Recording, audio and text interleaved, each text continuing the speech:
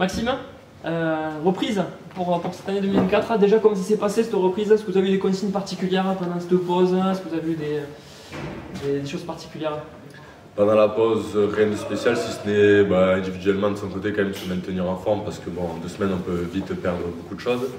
Et la reprise, les premiers jours à base de physique, hein, parce que c'est ce qu'on perd le plus vite et qui est nécessaire. Et ensuite, au fur et à mesure, intégrer du rugby, aussi mélanger à du physique pour reprendre les automatismes, un peu de technique et de stratégie, etc. Et pour se remettre en marche pour ce match d'Aurillac. Il y avait ce besoin de régénérer, on imagine, les corps, les esprits, mais aussi cette série de 4 victoires consécutives. Entre tout ça, est-ce qu'on n'est pas partagé? Est-ce qu'on aurait aimé que ça continue ou est-ce qu'il fallait vraiment couper? C'est toujours bien de couper mentalement parce qu'on est à la moitié de la saison. Enfin, cette année, non, du coup, il reste encore un match, on restera à la moitié, mais on arrive quasiment à la moitié de la saison. Et c'est vrai que entre ceux qui jouent tous les week-ends, qui sont usés aussi, et ceux qui ne jouent pas, qui sont aussi usés, voilà, mentalement, il faut régénérer quoi qu'il arrive. Après, c'est vrai qu'on était sur une bonne dynamique et que c'est sûr que c'est un peu frustrant entre guillemets qu'il y ait cette coupure parce que ça rejoue toutes les cartes. Mais il faut se dire aussi que ça faisait un moment que aussi Béziers n'avait pas fait des fins de première partie de saison comme celle-là. En général, c'était des moments de la saison qu'on avait un peu durs. Et là, cette année, on le finit avec 4 victoires d'affilée. Donc c'est vraiment quelque chose qui fait du bien avant de partir en vacances. État d'esprit, comment il était à cette reprise, quand vous êtes tous retrouvés, on imagine des sourires? Ouais, content de se revoir, de rejouer au rugby aussi, de remettre les crampons. Et voilà, on était aussi un peu dans l'euphorie des fêtes parce que Noël était passé il n'y a pas longtemps, il y avait encore le premier de l'an, donc voilà, se demander ce que chacun faisait ou ce que chacun allait faire et se raconter ce qui s'était passé. Et voilà, très content de se retrouver et de s'y remettre. Il y a un mot décisif Janvier qui est décisif, 3 réceptions sur 4 rencontres. Comment vous pensez l'aborder tout ça? Comme depuis le début de la saison, on a un objectif qui est de rester invaincu à domicile. Donc il va y avoir, du coup, comme tu dis, plusieurs réceptions et elles sont tout aussi importantes que celles qu'il y a eu avant, il faut les gagner toutes. C'est important pour nous en tant qu'équipe, pour la ville et les supporters, mais c'est aussi important au classement. Si on ne veut pas prendre du retard et rester dans les bonnes conditions qu'on est, il faut gagner tous les matchs à domicile. Personnellement, tu as beaucoup joué à elle à ce début de saison, toi qui as d'habitude plutôt 3/4 centre de formation. Tout va bien par rapport à ça, il faut toujours s'adapter, c'est ça, par rapport à ce qu'on te demande et les attentes du staff? Ouais, après j'ai un rôle où j'ai une polyvalence au sein de l'effectif. C'est vrai que le poste de centre, c'est un poste que j'apprécie particulièrement et que ça me manquait. Je suis content de pouvoir jouer mes premières minutes depuis le début de cette saison à ce poste. Et j'ai hâte d'y être parce que le poste d'ailier, j'apprécie, mais je ne suis pas formé à ce poste. J'ai appris, on va dire, en tant que professionnel. Le poste de centre, c'est un poste auquel j'ai joué depuis que je suis tout petit, quoi. Donc c'est vraiment un poste qui me tient à cœur et ça me fait vraiment plaisir de pouvoir jouer des minutes à ce poste-là. Il y a eu plusieurs appels à la mobilisation du public. C'est vrai qu'on a encore des affluences un petit peu timides. Qu'est-ce que tu aimes de dire aux supporters pour venir au stade? C'est vrai qu'on a la chance cette saison que tout se passe bien. Et voilà, en tant que joueur, on fait beaucoup d'efforts sur et en dehors du terrain. Et c'est vrai que ce serait une récompense, je pense, qui serait juste pour le groupe, le staff, etc., que le stade se remplisse. Donc voilà. Plus il y a de monde au stade, plus nous on a l'euphorie quand on joue sur le terrain, plus on est excité, plus on a envie d'y être, quoi. Donc l'un va pas sans l'autre. Notre récompense, c'est aussi que les gens viennent au stade, mais si les gens viennent au stade, ça va aussi nous pousser à être meilleurs aussi en contrepartie. Donc c'est donnant-donnant. S'ils viennent, on sera meilleurs, et si on est meilleurs, ils viendront. Donc il faut que ça marche dans les deux sens. 2004, c'est Aurillac pour débuter, une équipe qu'on connaît, un classique un petit peu de ce championnat qui est celui à domicile, même un petit peu moins à l'extérieur. Comment il va falloir les gérer? On a vu qu'ils prenaient beaucoup de points à l'extérieur, oui c'est vrai. Par contre, on a aussi vu qu'ils ont fait un match nul avec Aix-en-Provence qui est deuxième du championnat. Donc on va les prendre comme n'importe quelle équipe qui arrive ici. Il faut que nous on fasse un gros match en se concentrant sur nous, notre performance. Eux, ils vont essayer de faire le match qu'ils ont à faire à l'extérieur. Mais ce qui est important, c'est nous, ce qu'on va mettre en place, notre jeu, comment on va dérouler ou pas. On est bien placé au classement, on doit imposer notre rythme, surtout à la maison. Donc ce match, on va l'aborder comme tous les autres à la maison. On va faire ce qu'on sait faire, en s'adaptant bien sûr à ce qu'on a vu à la vidéo sur cette équipe, pour tout mettre en œuvre, pour prendre les points qu'il faut à la fin du match. Qu'est-ce qu'on peut souhaiter à Béziers en 2004 à l'SVH? La même seconde partie de saison que la première, si ce n'est mieux. Et ben voilà, pourquoi pas rêver. Les phases finales, ça fait un moment qu'on les a pas eu à Béziers et on a envie d'y retourner, d'y regoûter et de partager ça avec tout le monde. Donc une bonne deuxième partie de saison pour pouvoir fêter ça sur les derniers matchs de la saison. Pierre, 2004 qui arrive, ça y est, les joueurs sont revenus, le staff aussi est là. Comment ça s'est passé cette reprise entre vous et tous les compartiments des joueurs? Ouais, non, ah pardon, il a fait. On recommence. On recommence du coup.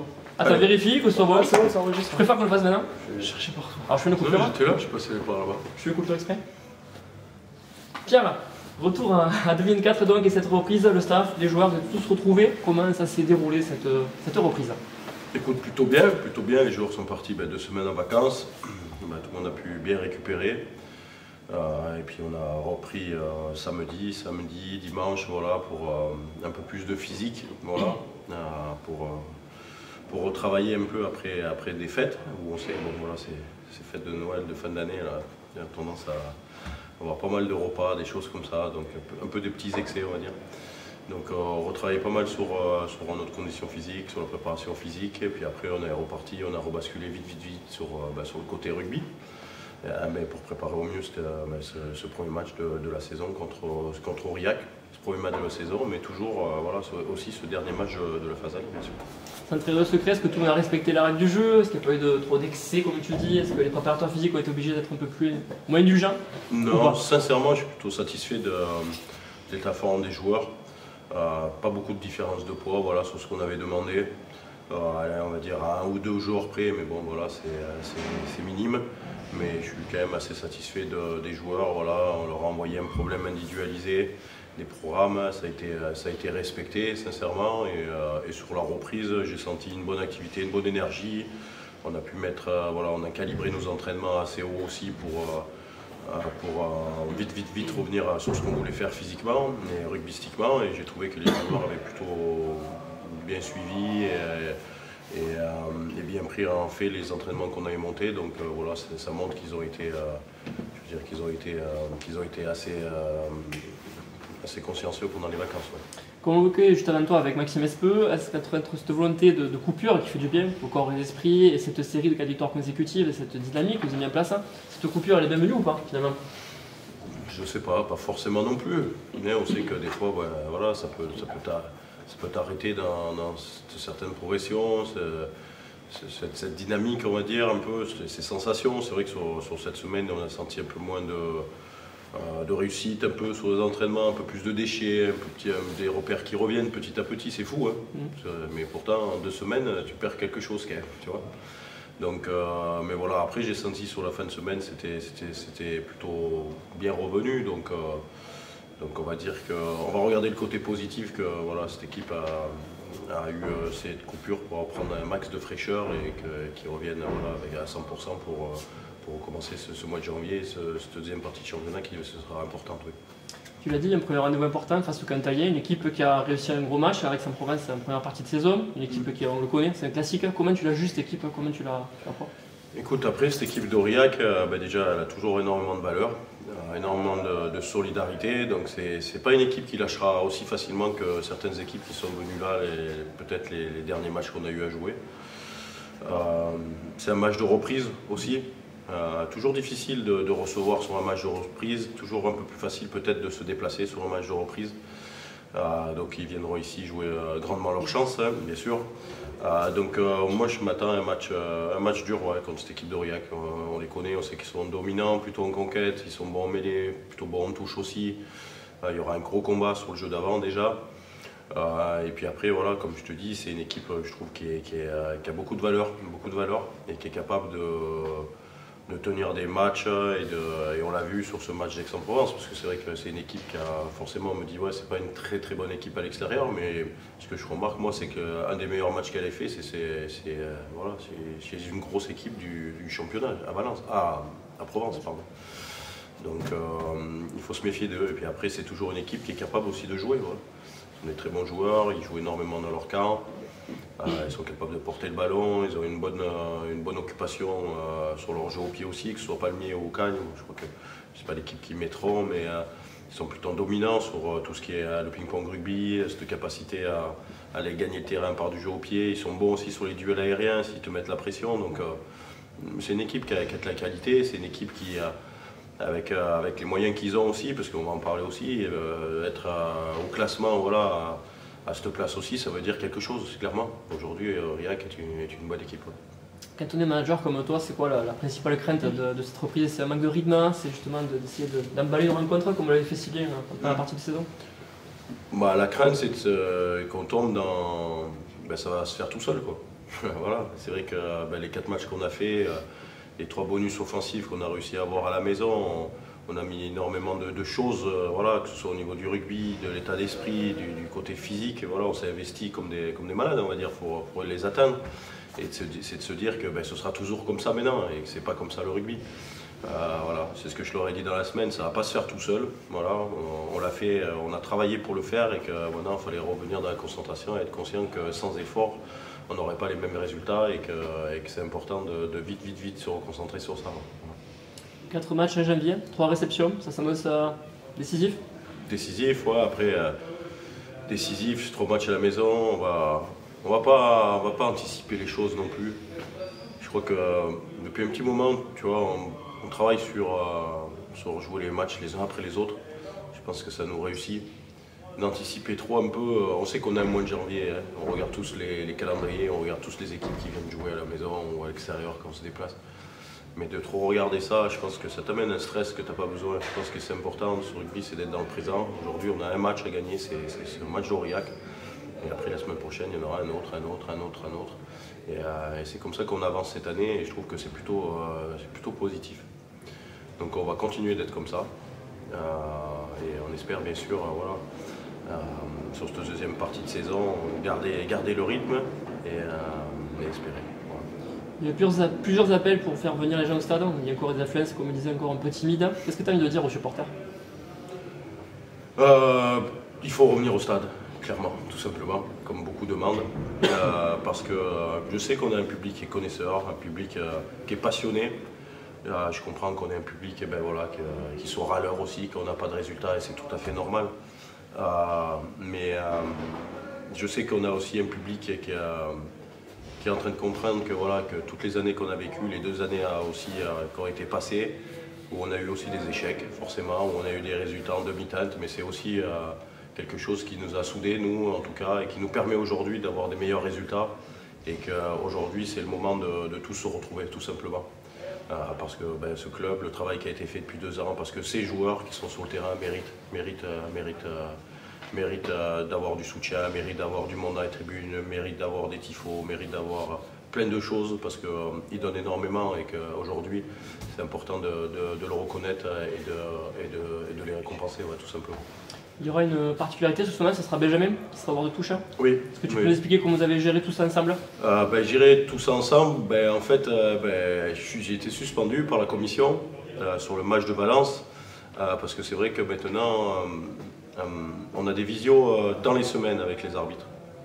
Et c'est vrai que par rapport aux consignes ou les demandes qu'on peut avoir au bord du terrain, c'est vrai que l'arbitre central me demande de plutôt passer par le 3e ou 4e qui sont au bord du terrain pour passer les consignes en fait. Et c'est vrai qu'à Valence, quand je suis allé passer les consignes au 4e arbitre, en fait il a estimé que j'essayais de soudoyer le corps arbitral. Alors que ça avait été décidé dans la semaine comme quoi je devais passer mes consignes en fait, pour la mi-temps au 4e arbitre. Sauf qu'en fait la relation entre l'arbitre central et le 4e et 5e arbitre n'avait pas été faite. Et donc ils m'ont coché une case comme quoi j'étais en train d'essayer d'influencer l'arbitrage.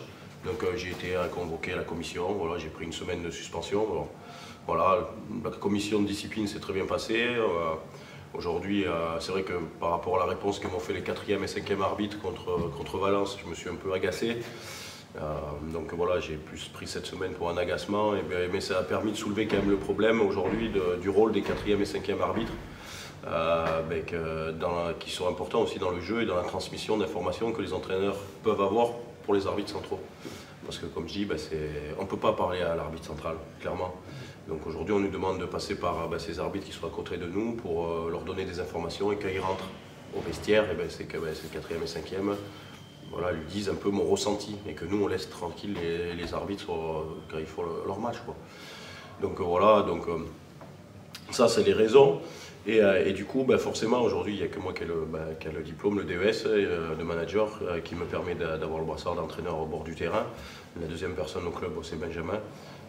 Donc forcément, on est obligé d'avoir le diplôme et le brassard d'entraîneur au bord du terrain. Et la deuxième personne qui est capable de le porter aujourd'hui, c'est Benjamin dans le staff. Donc c'est normal aujourd'hui que Benjamin puisse être au bord du terrain. Sachant que moi, les règles sont un peu durcies, j'ai pas le droit de rentrer dans le vestiaire, j'ai pas le droit de descendre à la mi-temps, j'ai pas le droit d'avoir un casque, une communication avec les joueurs, c'est incroyable. Je crois que Mourinho a été passé dans une poubelle de linge sale pour rentrer dans le vestiaire, je sais pas si je ferais ça. Mais en tout cas, ouais, ça c'est un peu durci, mais j'ai droit à zéro communication, c'est fou quand même. Donc Benjamin assurera le relais sur ce match. Benjamin connaît le rugby, il n'y a aucun souci. Je sais qu'il est resté avec nous toute la semaine aussi pour travailler un peu sur la stratégie. Il connaît très bien ce qu'on va mettre en place. Et voilà, il connaît aussi les joueurs, il a la communication avec eux. Donc, et puis bon, on va pas se mentir, je vais essayer quand même de rester en communication avec le bord du terrain quand même. Le portable. Le portable, oui, c'est vrai. Le portable, oui, c'est vrai. J'appellerai un ami. L'appel à un ami. L'appel à un ami, ouais. Dernière question, qu'est-ce que Pierre Pilet souhaite à l'SBH pour cette seconde partie de saison? Un stade rempli, déjà, beaucoup de bruit, et chouette que ce club retrouve des phases finales. Et cette année, et pas que cette année, j'espère, tout simplement. J'espère que tout ce qu'on a vécu, les moments de joie, les peines, les défaites, les victoires, ça nous a servi de base et qu'aujourd'hui, je sens qu'il y a un contexte club, il y a un contexte équipe aussi, qui est stable, qui est en évolution. Et ce qu'on veut, c'est que ce club il continue d'avancer tout simplement petit à petit. Petit à petit, c'est le plus important pour ne pas se perdre. Et voilà, que du bien pour ce club, ça suffira. Merci. Parfait.